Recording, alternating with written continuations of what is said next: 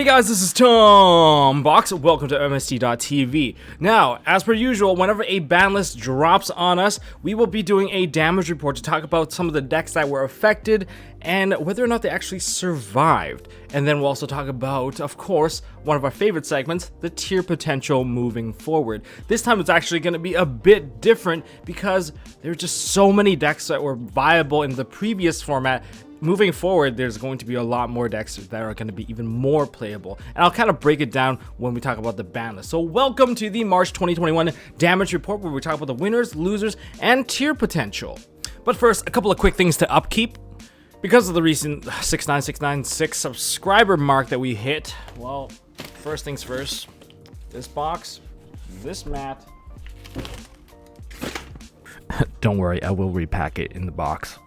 Second thing, to all my Patreons out there, make sure that your shipping addresses are all up to date, just so that you guys might be receiving a little special gift. And if you guys want to help support this channel, check out the Patreon link down in the description. But if that's not to your liking, feel free just to hit the like button, hit subscribe, and ding the notification bell. I appreciate all of you guys for doing so, and I love all of you guys. Now let's get back into the damage report. Let's start off with a quick little summary of the ban list. And here's the entire ban list in a fun, easy to read fashion. Starting off with the ban cards, we have True King of All Calamities. To no one's surprise that this card is banned. I think when everyone puts it on a ban list prediction and everyone complains about it, Konami actually does something about it, and I'm so glad this card is gone. Rest in peace, you degenerate monster. Now, if you're part of the camp that think that, oh, Virtual World is trash without this card, well, allow me to change your mind by, well, spoon feeding you the information that you need. It's really still a playable deck. It's probably still the best deck that can just rip your hand apart if you get the correct combo. And if you don't rip the whole hand apart, you can still rip a couple of cards and still end on some disruption and negation and maybe even a pop. It's really good still, so stay tuned for that because it's actually part of this video too. Next card, to a surprise to everyone, I think Zexo wasn't really called because it wasn't really making any sort of big impact, but it's still banned, and more people are glad that you're gone, so you can also burn in a dumpster fire. And the last card being banned, this one hurts me the most, Union Carrier. Unfortunately, this is gonna hurt my ABCs. This is the feeling of collateral damage. You know I put stuff on ban list predictions all the time, and I know how you guys feel when, like, you're not even playing a meta deck, but you're using a card that they also use, and it gets banned, and now your combo is also crippled. Yes, I understand how that feels. It hurts me pretty badly, but yeah, now that it's gone, we're gonna have to find alternative ways to play ABCs. As for Drytron already has it set. They got Mu Beta coming out, so when Mu Beta comes in, it basically replaces the whole Union Carrier Dawn Knight combo. It's just unfortunate. Yeah, let's bring back Dragon Buster too. That's a great idea. I think that's actually a foolish idea. They could have kept the Dragon Buster still banned. Then there is limited one Cyber Angel Benton. Like, what do you guys want me to say? It was either going to be 0, 1, or 2. They're going to do something about it because it's so loopable. And, you know, here's the sad sight. For Sore Eyes, I got to fix up all these decks. I fixed this one. This one's easy because this one just remove a couple of cards. This one's still kind of in the works. This one, I think I have it figured out now. So we got our, you know, Virtual World, Drytrons, and ABC. And oh yeah, this is a new mat, guys. But back to here, onto the release, because there's nothing going semi-limited. Dragon Buster stores back to 3. We got 3 Rusty Bardiche. I don't think they're gonna play 3. They might play 2. Okay, that's kind of cool. And then we have a timed unban, which is Firewall Dragon, waiting for the, I guess, the update with the new release. Then there is Ignister Prominence, Duloran. I guess we have Argent Force. This was banned for a very long time. I don't even remember why it was banned. And I guess a nice little bone for our True Draco friends. They have their True King's Return back to 3. They already had it at 2 previously. Not gonna make that big of a difference having an additional copy, but I guess it can be even more reckless with their resource management. Okay, that aside, let's talk about the survivors and some losers. Quick rundown on W's and L's. A big W for Dragon Links. They lost nothing. They gained everything because now they can fully combo and optimize their build to combo and eat through hand traps because VFD is no longer there, so they don't have to play stuff to kind of slow the game down on themselves, and they can just keep pushing. And they were already known to push really well, so they can push all the way to the top, and I'll see you at the top. Next, Dragoon. Untouched, unfazed, You have 3 Red Eyes Fusion, you have 3 Dragoons, you're basically at full power. Might as well play the most oppressive version of Summon, Limit, Dragoon, Floodgate your way through, Sub-Terror all the way. I guess that's probably what you're going to see a lot of moving forward. Cloud Castle, this card should have been hit, clearly. Like, this is the reason why you can get double VFD'd. Well, VFD is gone, but this is the card that's going to cause you to get hand looped and probably cause some people to quit and then start raging on Twitter. Yeah, that's probably going to be a thing. So unfortunately, for those of you guys who are really sensitive to getting hand looped, welcome to 2021 Yu-Gi-Oh! Next, we have Dinosaurs, Miscellaneous, Complete Untouched, Triple Fossil Dig, still the most consistent deck. And with the people, you know, not dealing with VFD, they're going to shift their deck building into comboing into bigger boards. And Dinosaurs are known to break boards, and they like breaking boards. So Dinosaurs is a clear winner. They're going to be adapting to a format that's going to be easier for them to play. And next, there's Eldritch. I thought this archetype was going to take a bit of a hit in terms of the control engine, but I don't think there's actually anything there to replace them just yet, which is why they're a clear winner, because they survived the ban list once again, even with reprints. Okay. Now, as for the clear losers, we have Drytron and Ben 10. For Drytrons, they're just waiting for Mu Beta to kind of readapt their strategy for the Union Carrier and the Dawn Knight loss. And I think it's still a really good card because that card allows you to kind of play through Drone Lockbird in a smart way. And I guess it's just time will tell. And I think having all those combo pieces, basically a double Union Carrier with a Dawn Knight package, is too much, and it lets them kind of field too many cards into the graveyard. That's fine, I agree. Maybe it does deserve to take a little bit of a hit, but it's really sad that you can't go Ben 10 into Ben 10 anymore. Next big loser, unfortunately, it's Electromite. Sorry, Triff. Kind of wish that they gave Pendulum a bone, but they really gave Pendulum nothing. So moving forward, VFD, good riddance, it's gone. ABC took a huge hit. It was the clear Union deck that was didn't do anything, and it's gone. I guess one card combo that can set up multiple traps is a bit too much. And then as for the deck that took a huge hit, or rather the engine, Numerons, I'm glad Numerons took a hit because I don't like dealing with Zexal. It is not fun when you're just not able to activate a single card. And good riddance. And Mega Clops isn't as strong because people are actually still playing traps. And now we can move on to our very first damage report. Damage report on Drytrons. Okay, so deck losses, they're probably taking a severe beating in terms of their consistency. The damage is heavy, but not beyond recovery, because it is still getting better over time. And once Lightning Overdrive comes out, we have Mu Beta, and that basically replaces the Union Carrier Dawn Knight combo because it just does so much. But for now, Dawn Knight, Union Carrier is gone, and double Ben 10 because now it's limited. That is probably the part that is going to be permanently damaging the consistency. And in terms of looping it right now, if you want to loop it right now, there is a possibility of using pre-preparation rights, Dawn of the Herald, and Herald of Perfection. Just downgrade your Herald from Ultimatus to Perfection, and then you can play pre-prep. And pre-prep is an amazing card. And likely people are going to have to hand trap that instead of some of your other cards, because if they don't hand trap that, you're going to be able to set up the early Herald of Perfection with, say you get yourself a Ben 10 in your hand. Well, they're not going to be able to hand trap you any further after that point because you have an Omni Negate, and you're setting up an early Omni Negate, so the combo path is a little bit different. You're setting up the negation early, which is still pretty good, and then everything else, I'm not sure where you're ending your board on, but you can also end your board on a Vanity's Ruler. So when it comes down to it, you can't Ben 10 to Ben 10, you're losing the Dawn Knight combo, you can wait and be patient for Mu Beta, that's cool too. But something I want to talk about right now is that you're weaker to earlier hand traps. Ashes hurt a lot more, Droll hurt even more so early, Crow also hurts because Crow can now just get rid of your Ben 10, and now it can be gone forever if you did not prepare yourself with an additional fairy. I know you can kind of chain block it a little bit with the Dawn of the Herald, but Crow isn't something that cares about that, and Ally of Justice Cycle Reader is just as painful, if not more painful than before. However, you can make things a bit more complicated. Ash is going to be in a bit of a tighter situation. What if you use Pot of Prosperity to kind of dig into your cards, but really you're just baiting your opponent to hit you with an Ash, only for you to play pre-preparation of rights, set up your entire board, and then now they have to eat like maybe 4 Omni Negates that is not once per chain. That's one way you can play it, and they can drop a Vanities on top of that. And once you drop that Vanities on top, that usually secures game. And if we're going to be going into a format where people are going to be playing maybe less of Forbidden Droplets, you're going to secure more games this way. Otherwise, Drytron's still a very solid deck. I think it's pretty easy to repair, but if people are going to be sticking with Droll, well, let's just hope that people think that Drytron took too much damage to the point that Droll is not necessary. But people will eventually figure out that, hey, they're still around. Droll is probably the best hand trap against them. And it's true, Droll will end your turn. Even more so now. Okay, Virtual World Damage Report. What did he lose? 2 True King of all calamities. However, when it comes to the deck itself, I think there's a lot more adjustments coming in the extra deck. So in terms of deck repairs, you're probably gonna see people play Beast of the Pharaoh if they're gonna go with the hand loop variant, because that thing anchors and cushions basically level 3. It's like infinite Chuche as long as you keep on synchroing, which is pretty insane. You're gonna see people add Gotems into their extra deck, XX Sable Gotems. And speaking of Gotems, that card's price bumped up to like from $2 in this morning to now close to like $10. And I guess the ultra rare version is like close to 25-30 right now, which is pretty insane.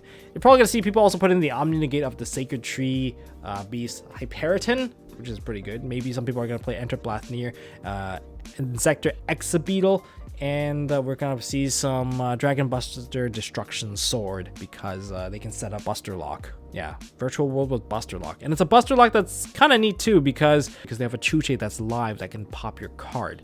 Very difficult to play. But in terms of combo losses and gains, VFD combo's gone. Beast of the Pharaoh is going to let them set up the hand loop. And speaking of hand loop, they just basically need Lily, Lulu, Kowloon, Lily or Lulu, Kowloon plus a Beast of the Pharaoh, and they can go into Gotems as the first card, send that away, and Beast of the Pharaoh is going to constantly summon itself back out, because anytime it's used as a synchro material, it will summon out a zombie that's level 4 or lower, and it itself is a level 3 zombie, so it will just keep summoning itself, not once per turn. And therefore, it's that level cushioning makes it so easy to keep on going into 9s. So then you're just going into another 9, which could be just a Coral Dragon. And then the Coral Dragon, when you synchro into that, it's going to summon out the Beast of the Pharaoh again. Now you can go into a Cloud Castle, and then you can revive the Gotems, and you're going to draw a card too, because you went into Coral Dragon. You loop another card with the Gotems that got revived. Now you're going to play Lao Lao. Lao Lao's going to revive a card, and you're still going to have the Beast of the Pharaoh, because Beast of the Pharaoh got synchroned into the Cloud Castle. So therefore, you're going to go into another Cloud Castle, summoning back the Gotems. That's 3 cards looped away. And now with the 2 Cloud Castle, Enter Blathnir, boom, 4 cards. That's pretty rough. And you can do 3 cards plus like a Hyperiton, which is an Omni Negate, which is also pretty crippling. But if you don't want to go into that direction, that's fine too. You can go into like 2 monsters, first 2 6s onto a Beatrice, send the Buster Sword, and then use another 2 6s. And using the other 2 6s, go into an Exabeetle, and then use Exabeetle to equip the Buster Sword in your graveyard onto your Exabeetle. That's another Buster Lock, and now you probably have a Chuche that's also live. Those are the combos that we're seeing moving forward. It's pretty bad, I would say, when it comes to having no hand traps against Virtual World. You'll just basically lose. Yeah, that's why they're probably still top tier. And if you're relying on their extra deck, it's going to be pretty painful. If you can summon more than once, that'd be great. Like you have like index special summons, you can still run over the Exabeetle, because the Exabeetle isn't exactly that strong. It's only gaining about half the stat, and by base only has 1,000. So you're not exactly in the worst position where you're dealing with like a 4,000 Buster Lock. But this one's okay. This one's not as bad, but still, there's a Chuche to disrupt you, and you're not likely going to be able to kill your opponent because of that Buster Lock. It's pretty devastating. If you guys enjoyed the content so far, smash the thumbs up button for me. I really appreciate you guys for doing so. Just destroy that button. If you guys want to see more stuff from MST.TV, like this ABC updated deck profile with the new combos intact and some of the theory crafting behind it, well, make sure you guys will hit the subscribe button and ding the notification bell. I'll show you guys how to update the deck. It's really amazing still. And there is a new 1-card combo that you can play. It is the dark side, unfortunately, but it is what it is. It's going to be pretty consistent, and it can still set it up for the win, which is really good. So anyways, in terms of deck losses, we lost Union Carry, which means the card that we got debated into buying, Photon Orbital, it's gone. You can't search out Galaxy Soldier anymore. That's one of the biggest losses in the entire deck. And it also introduced a lot of weaknesses into the deck because of it. And unfortunately, we're just gonna have to eat it. It's not just us. I guess all the other decks also got more like hand trap susceptible. ABC is no different. So you can choose to cut the Galaxy Soldier or not. And if you cut the Galaxy Soldier, you'll probably have to cut the Nova and the Infinity. That's just the package that you have to cut together, which also introduces other weaknesses, which we'll talk about. But in terms of deck repairs, how do we fix up the deck? The dark side. I'm sorry, Crystron, Hulky, Fibrax, Savage, Dragon. We're kind of turning this into like Dragon Links almost, but it is a 1-card combo, and we are using Union Hanger to do so, and anything that Union Hanger can do, unauthorized reactivation plus another ABC piece can also do as well, which is really nice. I like the fact that that's a possible option. But in terms of what we're trying to do here, we are going into the Aurora Dawn combo, and we're going to need Torque Tune Gear as our tuner. And that also gives us access to Borreload Savage, which is kind of fun too. We'll talk about that in a bit. But in terms of if you want to be sacky, you can keep the Galaxy Soldier. That's fine. All right. It's like you can dig it up, but you definitely can't run both packages at maximum consistency if you want to play Pot of Prosperity. So you're going to have to choose to cut one if you want to play the pot. Otherwise, you're going to have a bit of a complicated mess. But if you have the original combo, you can still do like Galaxy Soldier already in hand, play Union Hanger, do the AB combo into IP Masquerena, add the 2 cards, chain block it properly, and then just dump your cards into the graveyard with the Galaxy Soldier and get yourself into the Infinity. But that requires you to hard open the Soldier, which is why I don't really like that. Like Photon Orbital made it so much easier and so much more consistent. Now, not exactly a thing. And in terms of the replacement, you're probably going to have to play with the gadget, Platinum Gadget. I cut it previously because it just didn't compare to Union Carrier, but Union Carrier is gone, so I guess you're back. And it gives you an additional summon from your hand, and that's going to play a crucial role to set up the Arclight Savage board. And unfortunately, if you want to play Arclight Savage, you're probably going to need also the Colt Wing for the Aurora Dawn. But think about it this way, like, oh, you're throwing so many bricks right now. Is it truly bricks though? I mean, if you open with Galaxy Soldier or Photon Orbital, those cards are also equivalent bricks. You're just switching one type of brick for another, and they're still machines, so they're still like usable as bodies as well, so it's not too bad. But Torque Tune Gear, on the other hand, is not a brick. Torque Tune Gear is a card that you actually want in your hand, so that when you use your B with your Union Hanger or whatnot, you can actually add an ABC piece instead of the Torque Tune Gear.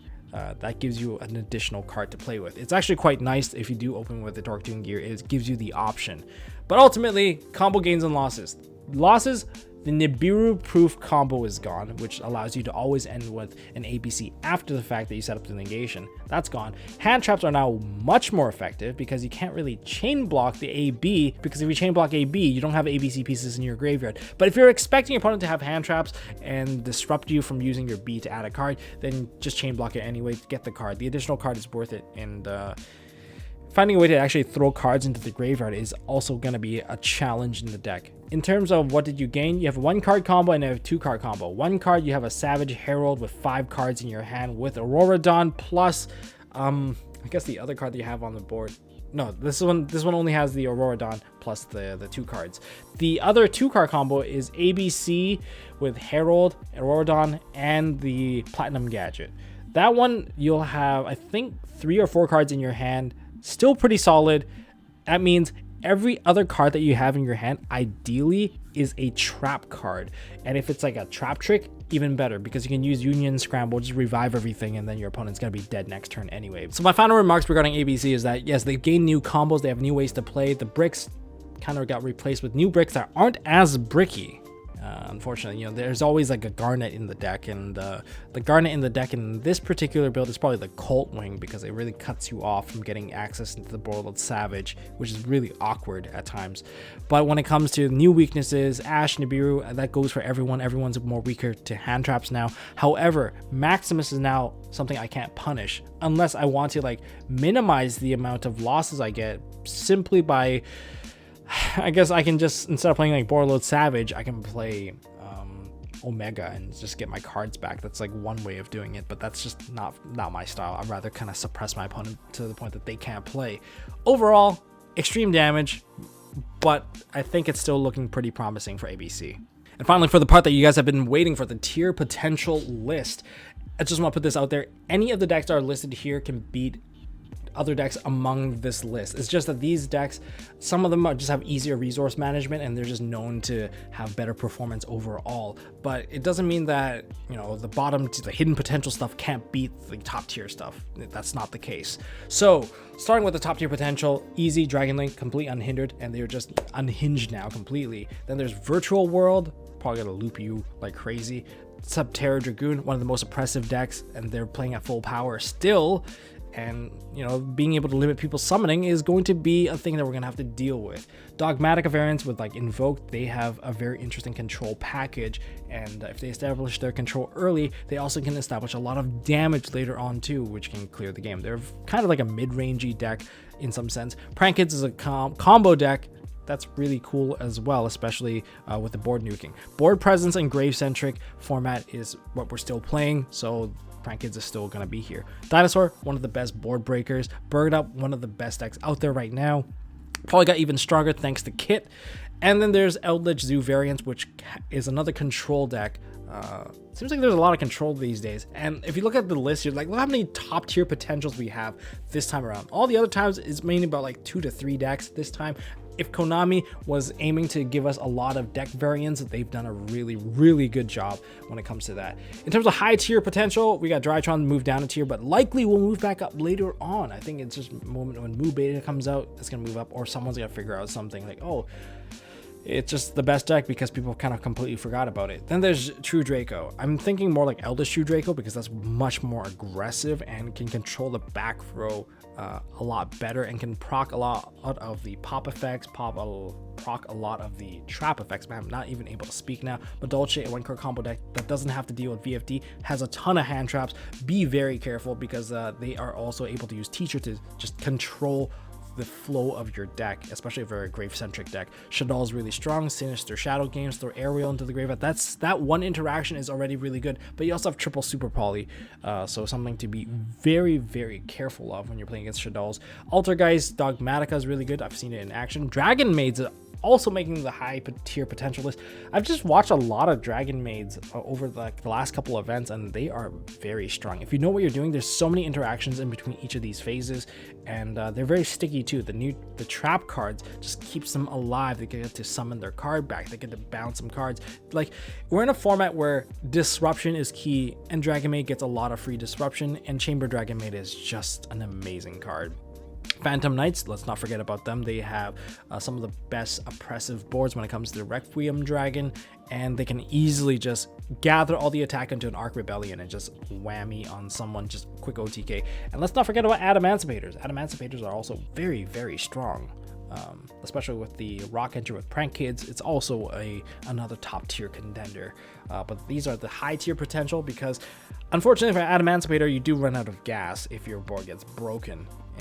And then there is the hidden potential. These are the decks that they'll show up from time to time, and they'll probably steal a game off of you here and there, especially when you're not prepared for them. Salamangreat, still a really strong deck. They have the access code OTK, which always puts a big threat against you, because it is such a low resource OTK. ABCs, I'll show you guys why. In fact, ABC could be a hidden potential. It really depends on how people play their hand trap, but I'm humble to put it down a tier below. Otherwise, I really want to put it one block higher. Evil Twin variants, waiting for more Evil Twin cards to come out. Pendulums, maybe Pengod will figure out something. Heroes, maybe Sam will figure out something. Unchained, maybe Distant Coder will figure out something. But that is my tier list, potential list. Did I miss any other deck? There's a little blank spot there because anything that can kind of handle any flow of any deck can definitely be among the decks that can be played. And I guess there's also like Grand Maju or like, you know, rank 8 zoos. There's just a lot of other decks out there that are possible. So, you know, really the format is very, very diverse. For now, I guess we'll just have to wait till some new products come out, and I can see why Konami decided to not really push for like a large list, because if they did, it would definitely crush out a lot of the options, and it would be very clear of which decks would be a top tier potential. But right now, it's more up in the air than before. And that's all I got for this video, guys. If you guys enjoyed this video, smash the thumbs up button. If you guys want to see more stuff from MST.TV, such as a lot of these updated deck profiles, some combo videos as well, teaching you guys how to break some boards, well, subscribe, hit the notification bell, and I will see you guys in the next one. Thanks for watching.